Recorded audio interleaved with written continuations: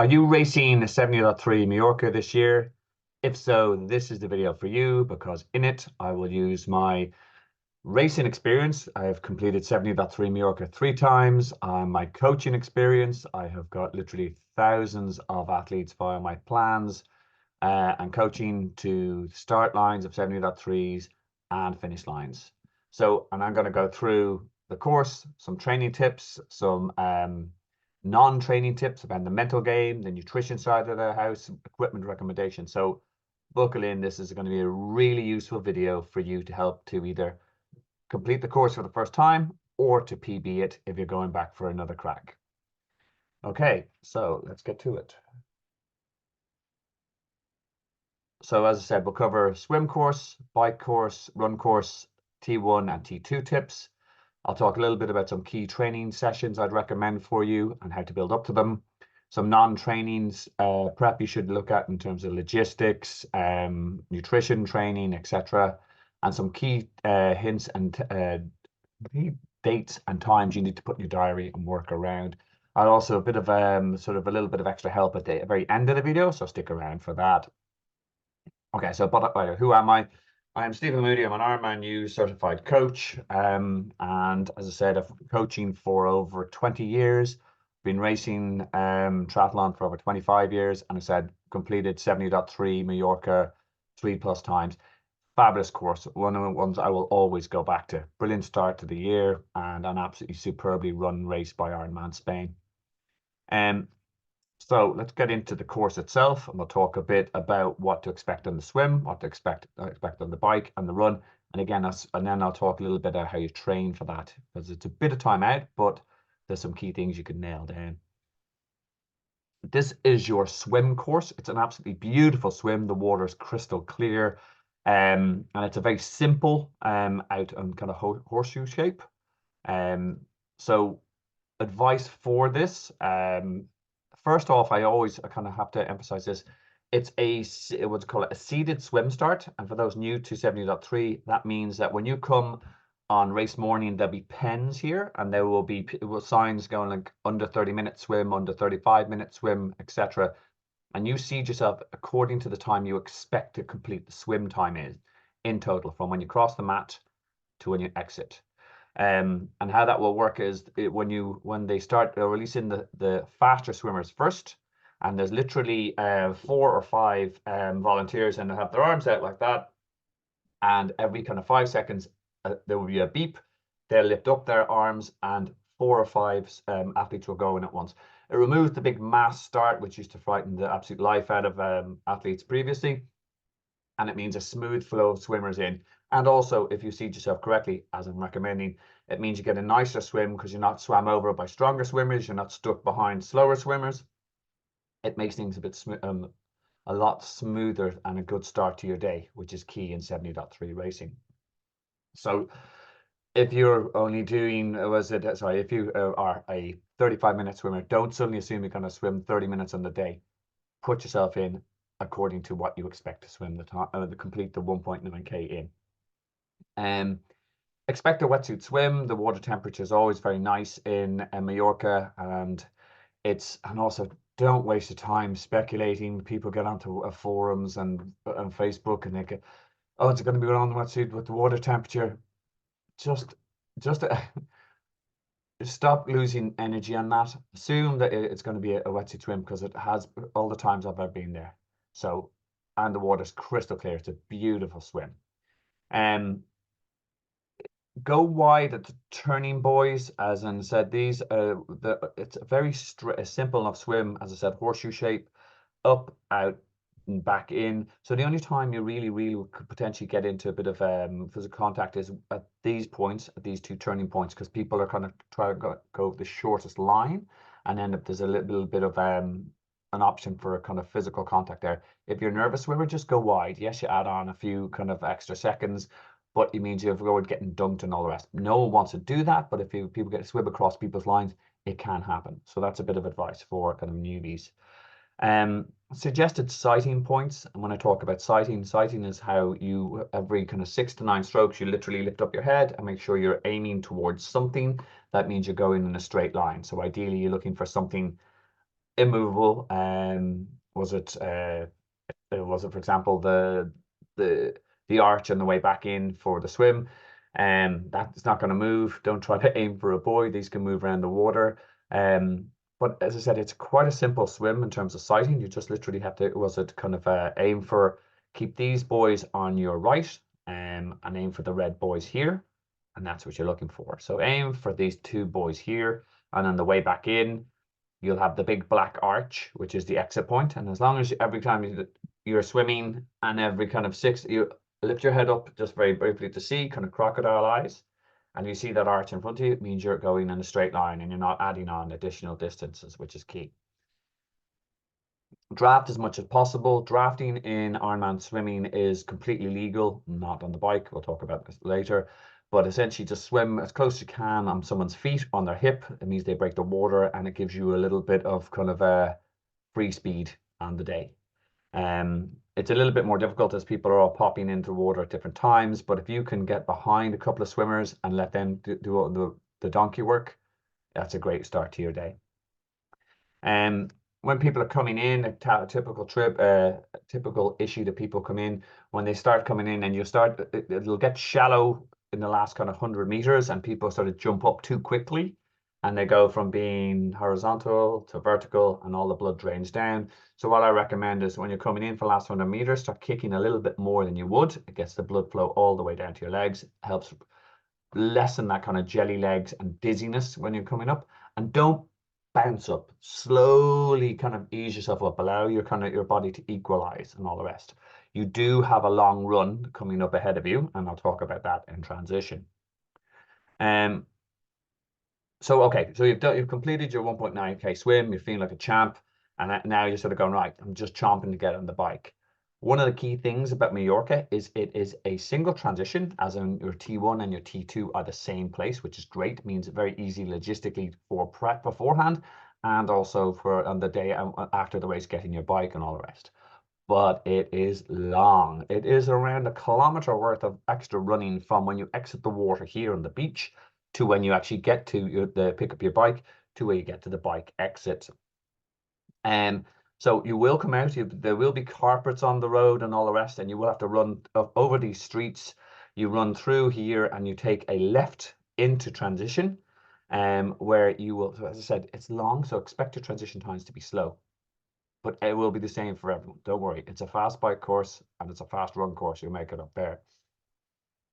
You will have to use 70.3 specific rules, as in not like your local triathlon where you rock up and you put your bike there and you put your bike shoes and you put your runners and everything there.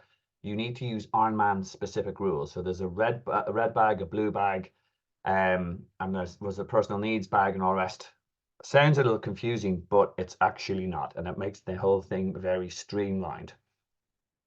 I have another video below, which actually shows what goes into the red bag, the blue bag, and your personal needs, etc., and your white bag, or after clothes bag. So have a quick look at that, and that will explain how this works. But for your race day, you will be running up, as I said, you'll run up here, and you'll have racks which are by your race number, and you need to pick up your blue bag, which is your swim to bike bag, and then you get into the change tent, and you've taken off your wetsuit, and you put the wetsuit into the blue bag, when at the same time taking out your bike helmet, your bike shoes, and any sort of additional biking equipment you want to put on. There is a question over whether you change, if you stay in the dry suit, which is faster, or change into completely dry bike kit and all the rest. There's a video in the comments below where I discuss the pros and cons of that. You'll need to know that beforehand, because obviously you affect your packing, etc. But okay, so you will have come out, you'll have grabbed your blue bag, you will have gone through the transition tent, and you've got yourself set up. And then you start running towards where your bike is. And again, one of the key things, you will have checked in your bike the night before. And as part of that, you should really make sure that you recce in terms of where my bike is. And again, when I say recce, you need to find, there will be 4,000 or 5,000 bikes there. So it's a big, long transition. You need to have a very unique way of identifying your bike, rather than running up and down trying to look for your green Cervelo. And there's lots of green Cervelos on the day. So But the good news is there's buildings, there's landmarks, all the rest. So if you, the night before you go, right, I am number 777, and that and the rack is right opposite the yellow building. I'm right beside the bus stop, and that's where you know where you're running to pick up your bike. So you'll have run to grab your bike. You'll be run again. It's all carpeted, but again, just take your time. Probably best to run in cleats, I find. And you'll get up to here, which is the bike exit, the bike out. There'll be the mountain line is a little bit further, and then you turn around and then you start on the bike course. But as I said, it's long, but the key success factors there are making sure you know where your bike is, you know where your blue bag is, and you've walked the transition beforehand the night before, so it's no panic. Because remember, you will be full of adrenaline, be feeling like a champ. You've done the swim, and it's easy to get panicked and be one of those people who are running around in transition, and you can lose up to 5-10 minutes in that. You don't want that. Practice it smooth. And again, I give a couple of tips in terms of how to do this in the comments below. These short little kind of 60-second videos where I give tip 1, 2, 3, and 4. Hopefully it will help you speed up things and reduce the time that you will have to invest in a 70.3 Mallorca T1. Okay. All right, so again, just to remind you, my name is Coach Steve Moody. I'm trying to grow this channel by creating these cool race videos. I do other videos as well in terms about nutrition, equipment, training. So if you want to get faster in general and you're finding this useful, the video useful, please hit subscribe, as in hopefully I'll get you more content that will help you become a faster triathlete for the next race, for the next course review, etc. All you have to do is hit the subscribe button, and you'll find out more content as you go along. Appreciate it. Okay, bike course. So 70.3 Mallorca is a great bike course, but there are some nuances to it. It is single loop, so there's less drafting than you can see in other courses where there's a couple of loops, which is great. But it has some specifics around it. The road surfaces are generally good. They're Spanish, so they're good, but there can be kind of cracks in the road where over time the heat and the heat expands the road, it contracts overnight, etc. So do keep a close eye on the road surface. I break this course into almost like 4 parts. First part is when we've come out of transition, it's 0 to 20k, and it's flat and fast, and you can build up a good head of steam. And there's only one real turn here. You're out along by the sea. It's beautiful. Everyone's just excited to get going, but you do have a long day ahead. So 20 to 30 is where you get your main climb, and it is a long drag. It's kind of like 7% on average, as in, so you're just slowly going up. There's some element of switchbacks, but a lot of time you can just see ahead of what's going on, and it's a settle in climb. It's not a kill yourself climb. Get into the right gear, except make sure you're taking on board fuel and water. I'll talk a little bit about nutrition later on a couple of other slides, but it's a good time. This is going to be your lion's share of your work on the 70.3 Mallorca course. The next 30 to 40 is when you get to the top and you start descending. There's some very fast descents, but also some very technical switchbacks. When I mean switchbacks, you come back onto yourself. So you're coming down and you're hitting 40+ k an hour, and there's some tight turns. So do take it easy on these. Every year we have people spilling out on them because they just overestimate them. They and they don't read corners well. They cut people off on us. Take your time on this. There is you finish off with a fast part, which is where you really make up your speed. So just descend carefully. Talk to people. If you go, look, I'm turning, making sure that you're communicating to one another on the other road, because other people who might be stronger descenders than you are coming down at 100 miles an hour. Don't get into any mix up for the case of yes, because you're feeling that, time for gravity to give back because I've worked so hard to get to the top. Don't make a boss of it. Take your time, feather the brakes, control around the corners. So just get down through the switchbacks, and then for the 50 to 60, yeah, there's still a bit of a descent. It's a bit flatter, so you can actually even build up more speed. And then for the last 60 to 90, there are some twists and turns, and when you're going through these kind of wheat fields as such, but it's nice and flat, and you can actually just open up the legs, put it into the big gear, and really power home some watts and actually save some time. So it's a fast course if you play it right. Your two danger points are trying to smash it up the climb and actually burning out your legs. Take it easy up there. And then also the second part is if you try to hit those switchbacks too fast, trying to slingshot yourself around them, do it carefully. This is where you make up your time. There's the money shot, and enjoy that part. Aid stations, you got one at 15, you got one at 35, you've got one at 50 and at 70. What you're going to pick up there are your water, Gatorade, Red Bull, Morton gels, fruits, etc. I talk a little bit about how to build in your nutrition strategy and practice that before the race in a couple of slides, but be aware what's there. There's a fair amount of fuel on course, so you don't need to massively load up on fuel. It can be hot, so a couple of things about 70.3 biking: you are fueling for the run, and also with this course, you will need to keep your core temperature down. So water on board and sort of electrolytes on board are key to make sure that you don't have a bad run. Okay, now as I said, we've the 1.9K swim in the bag, we've 90K on the bike. We are feeling like a champion. We're looking for a PB here. We're sort of going, right, I need to get out in that run course. I need to nail it. So back to T2. Well, same as T1. Okay, still long, but it's not as bad because we don't have to do this part of the run anymore from the beach. So we're literally a straight run through. But you're still talking about 600 meters worth of running. Your bike in is here. From that roundabout, we will come all the way around. You again remember where you were dropping your bike off. You remember this from your course recce. Drop the bike off, then you run back to the tent, and again you're picking up your next bag, which is your red bag, which is your bike to run.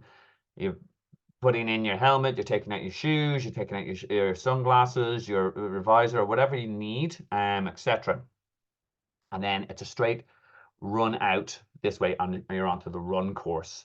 Again, check out the comments, check out the video below for what needs to go in your red bag.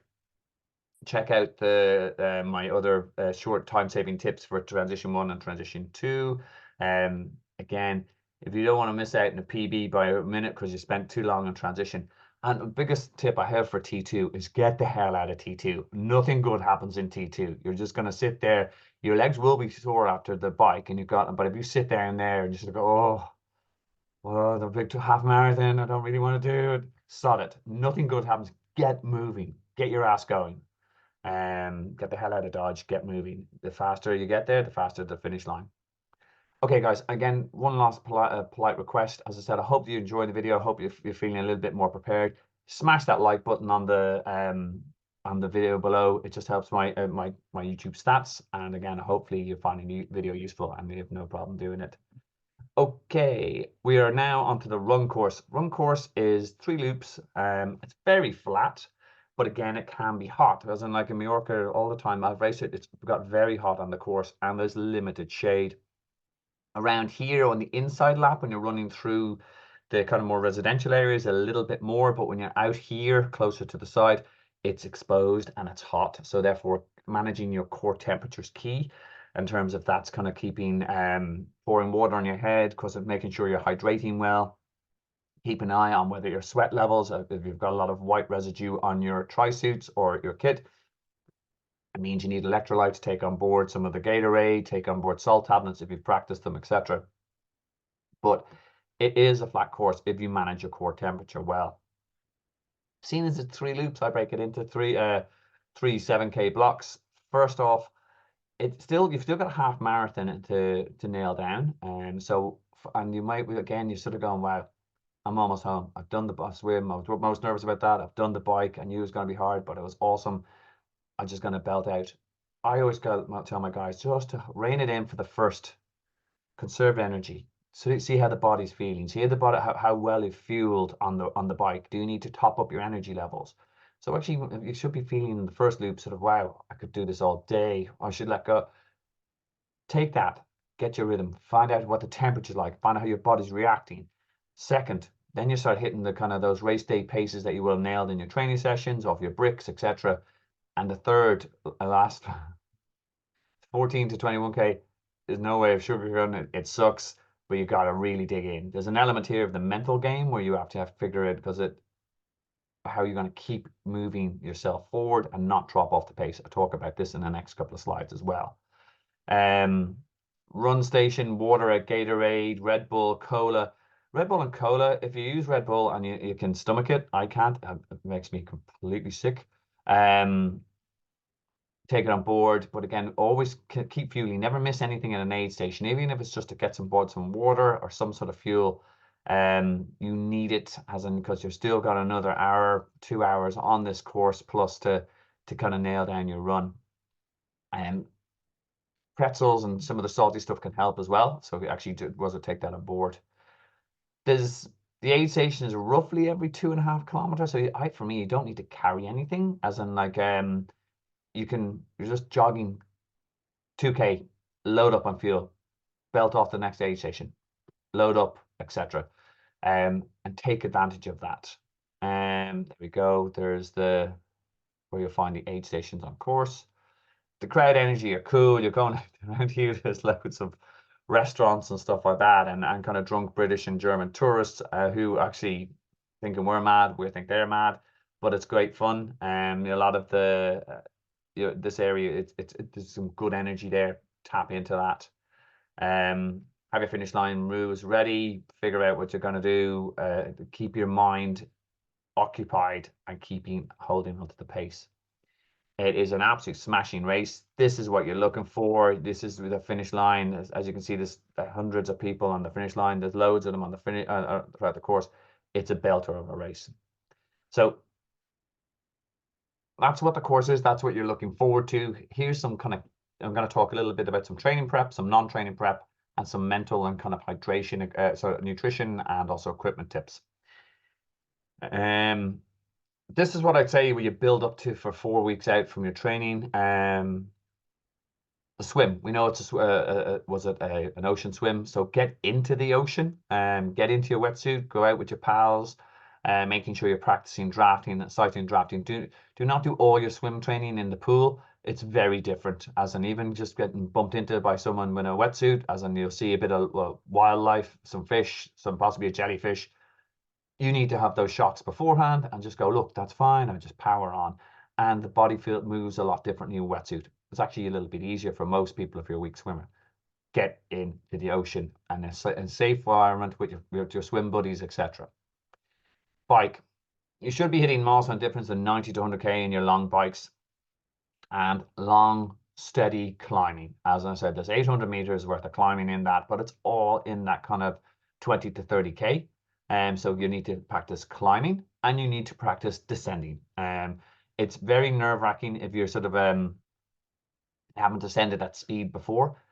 But again, just start practicing descending what level you're comfortable with. You do not need to be on the tri-bars. You do not need to be. If you're a nervous descender, practice feathering the brakes, gently touching it so you control the speed of your descent. I know, but that's a skill in itself. Practice it. The course is on full gas in terms of that app where you can actually see what the climbs look like, etc., and all the rest, and get an idea what the road looks like. Yes, very useful for kind of midweek stuff, but your long bikes, you got to get your ass out in the saddle. There's no substitution for it. Holding the bike, you get a big gust of wind. What's it feel like? I would include some hill repeats, as again, you will need climbing legs for this course. Make sure you're getting them. Nailing them down midweek. Practice your nutrition and your hydration, etc. I'll talk about that in a minute, but this is something on your long bikes you need to work out how you're carrying it, what you're carrying, how you're carrying it, how you're consuming it, when you consume it, when you keep on track, etc. So if you do not feel well on the bike on a 70.3, you will crash and burn on the run. Test your equipment. Are you using parameter? Are you using a disc wheel? Are you using TT bike? If you are, you need to be using these pieces of equipment in your long bikes. So you suddenly go like, wow, I just bought like a disc wheel 2 weeks before my race. You don't want to turn up. Things move differently, and when you've got to get comfortable with how the bike or the run equipment, etc., moves. Run, it's flat, so therefore you can train on flat roads. It's also a 3-loop course. I actually get my guys to if they're doing for example, a 12K run in preparation at this point in time, they do 3x4K loops, because there's an element of mental torture where you're going, I'm going to see that again, I'm going to see that again, but just get used to it. You should build up to a kind of peak distance of around 18 to 20 kilometers in a standalone run with race pace elements, as in what time would you like to hold for that pace, determined also by your heart rate, etc., or your power, depending on how you're measuring your intensity. Running wise as well, I would advise that you include bricks of 3 to 5K off your long bikes. You do not need to run, cycle 90K and then run 18K off it. That's going to only end up injuring yourself. And remember, you're building your aerobic fitness for the run of the big long bike sessions, and you're kind of managing keeping yourself injury free by not overdoing the run load. So if you're hitting 18K in your long run on a Saturday, and then you're also hitting the 3 to 5K brick after a long bike at 90K, that should be a peak weekend for you, and that you will be absolutely bulletproof. Work out your nutrition and hydration strategy as well. What are you going to fuel on the run? How are you going to take it on board, etc. But also kind of having the cool knowledge that on race day, you probably don't have to carry any of it, but do practice. If you're going to take Morton gels, practice taking them on long runs, so you know what it feels like. They're very unique kind of consistency in terms of big loopy. Someone described it as eating hair gel, which, try it, you'll know exactly what they mean. So those are the main kind of training sessions I would say you're building up to, and you have a few weeks to build up to it, but hopefully at current progression you're on track. Race day nutrition, I've talked a little bit about this now. This in itself is a huge topic. I have a full video on this, which is around 20 minutes. I'm not going to, so in the comments below, but what you need to work out is what you need, what level of calories do you need to take on board, how you're going to take those calories on board, and there's no one silver bullet / biscuit that answers that, as in some people like Lord Gel, some people like was it fruit, some people like chocolate, etc. There's pros and cons. So there's essentially a lot of trial and error in terms of what works for you. But then you need to work out how, once you figure out how many calories I need, what actually works for me, how I'm going to get those calories, how I'm going to transport those calories, as in I'm on the back of my tri-suit on my bike. Am I using aid stations mainly to get it? By the way, do you use aid stations? That's a key element of that. It's a great way of getting money back from Ironman as well. And how are you going to keep yourself on track? Again, spoiler alert, is using your Garmin or your fitness wearable to give you an alert to go, look, every 20K I should take something on board on the bike, or every 15 minutes, 30 minutes, however you work that out. And again, and then practicing that in your kind of long bikes and your long runs. So it's just muscle memory on the day, because what will happen is lots of people cheering, lots of people getting excited. You go, wow, I'm an absolute hero. This is brilliant. And oof, I've forgotten something, and you're looking down and you're already an hour and a half into the bike and you haven't eaten anything. You're completely exhausted your glycogen reserves, and you're kind of chasing your own tail at that stage. So look, I go into a lot more detail about examples, about how to work out the calories, etc. in that video in the comments below. Check it out, and also give it a like if you can, guys, as in, again, it's hopefully you'll find it very useful. Equipment and apparel specific for 70.3. I'm going to break this down into swim, bike, run. It will be a wetsuit swim. You do need that, and again, in practice that. Goggles, the sun can come up, so I recommend tinted goggles. Swim hat, Ironman will give you a swim hat, but I bring a second one, so you put that on first, and then you put your goggles on, and then you put the Ironman hat over that way. It has two benefits of: one, you'll keep your head a little bit warmer, and two, and secondly, it'll mean that if you get a knock, your goggles are kind of held in place, and it can happen. You don't want to lose your goggles.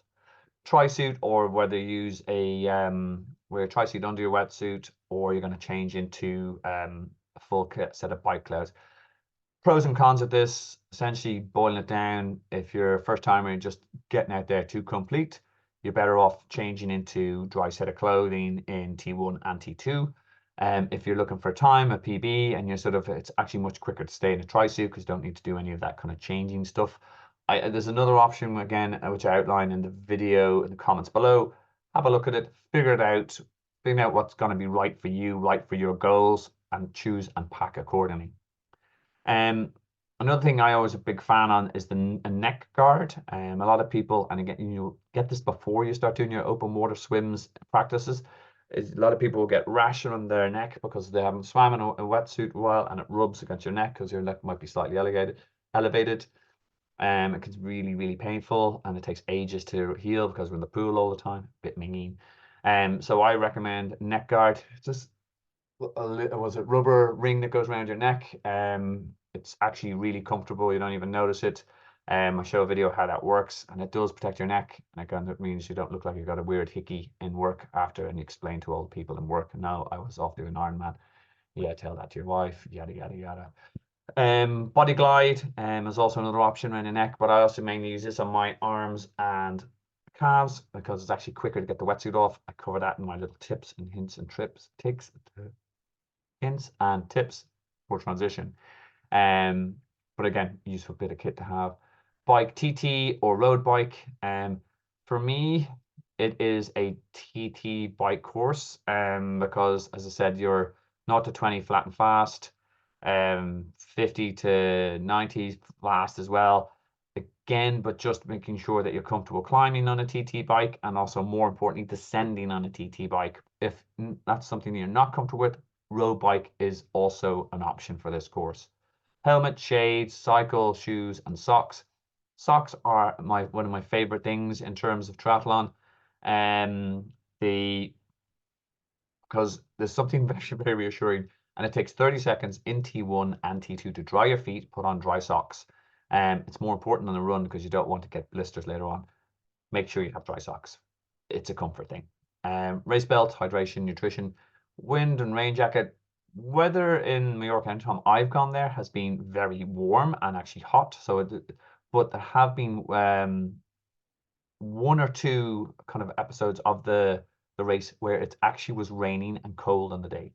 So I always get guys pack it, and better to be looking at it rather than for it. So if it is windy, when you actually come out of the water and go, actually, there's a bit of drizzle, you don't, because you will be climbing for what you call it, for the 10K, and on descending you can get quite cold as well.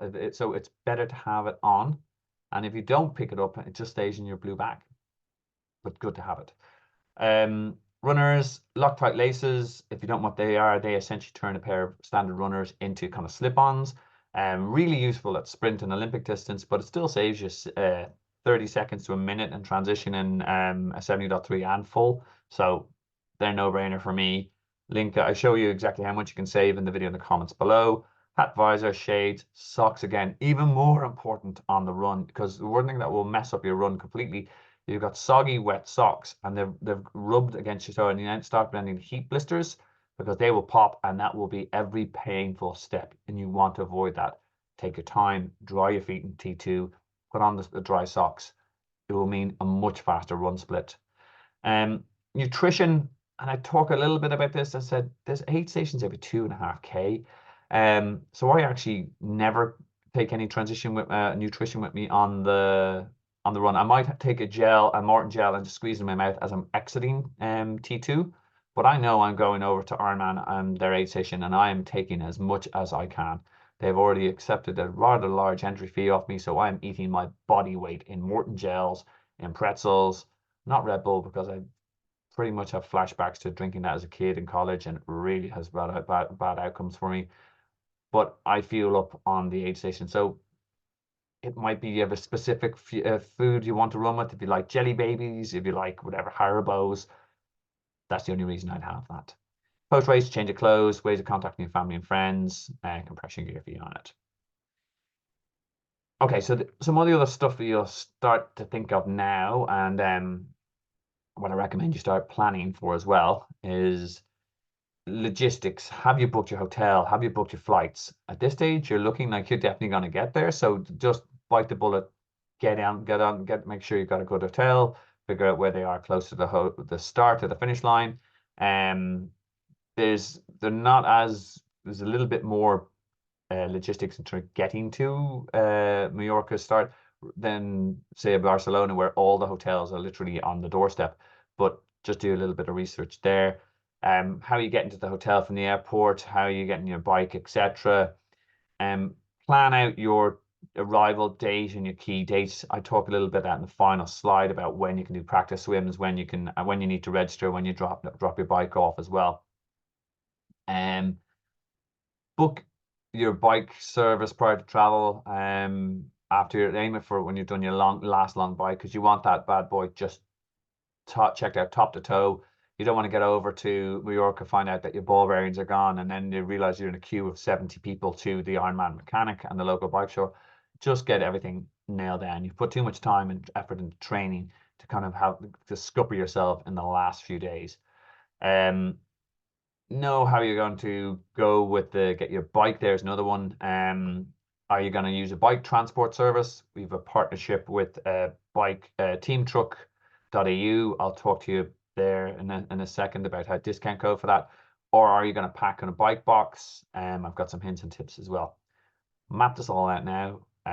Especially when you come to taper, you want all this stuff to just check box, bang, bang, bang, bang. As I said, bike transport, teamtruck.eu, we're kind of partners with. They essentially you arrange pickup with their bike, as in you don't need to assemble or disassemble it.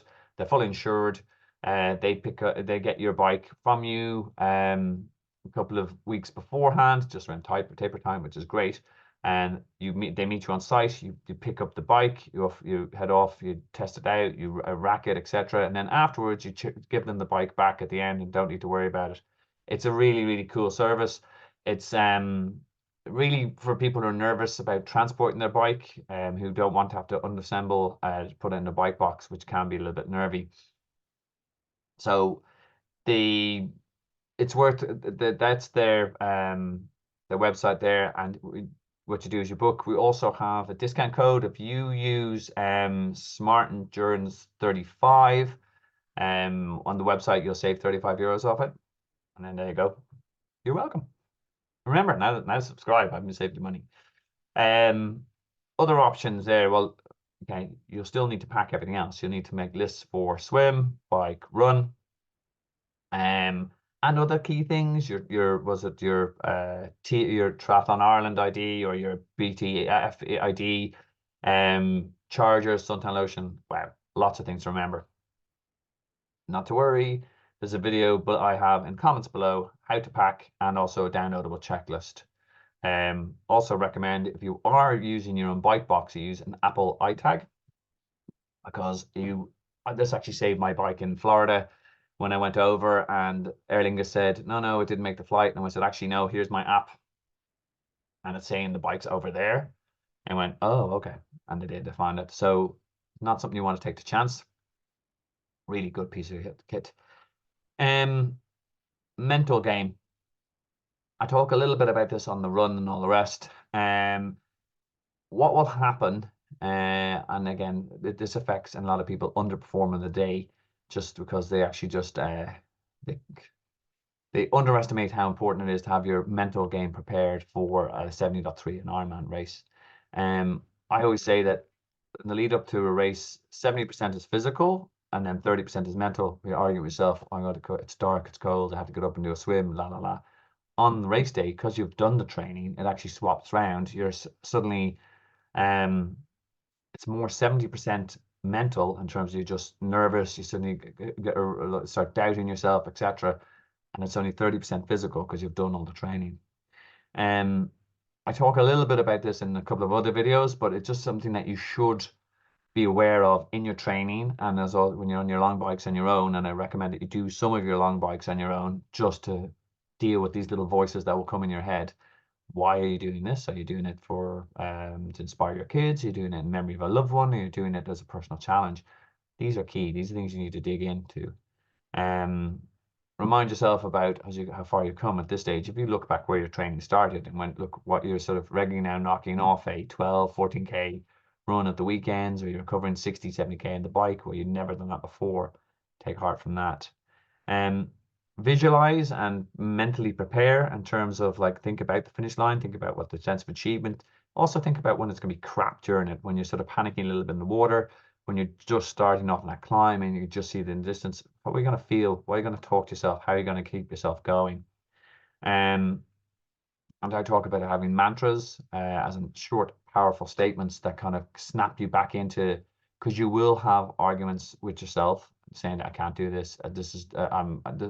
Look at that guy over there. He's way stronger. Look at that lady over there. She just seems much, looks like some more powerful on the bike, yada, yada. In the end of the day, you're racing yourself, but you need to prepare for those eventualities and to make sure you keep zoned in. Okay, so key times and dates to build into your planning for when you get to Mallorca. These are based on last year's timetable. They might change, but typically they don't. Thursday will be the first day you can open to register at 10 o'clock. Get it out of the way early, especially if you arrive the day before, take out your bike, test it out, make sure nothing's gone wrong in transit. But then just get down, register, get out of the way, because as the day goes on, you could end up walking and on your feet for 2 hours as opposed to half an hour, and all you want to go in is get your bag, get your chips, etc., and start moving around.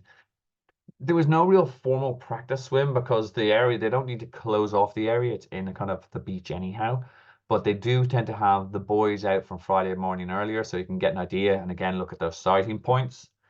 10th of May, as in you have to check in your bikes and your blue and your red bags from around 1 p.m. I tend not to put them in straight away because it'll still be quite hot at that point. And whilst you can have access to the bikes and the bags in the morning, of the morning race, and put on your fuel and your water, etc. I just don't like the idea of my bike sitting in the sun longer than it needs to be. But it's your own call, and they will have suggested times when you need to go in based on your race numbers, but that's not heavily policed.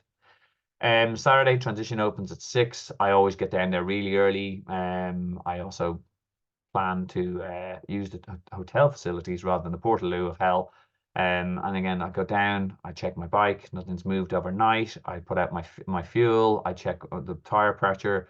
I'll put on my and I'll walk the transition again, because the time will go quickly, and then suddenly you will be starting at 7:40 with the stronger swimmers going in faster at first.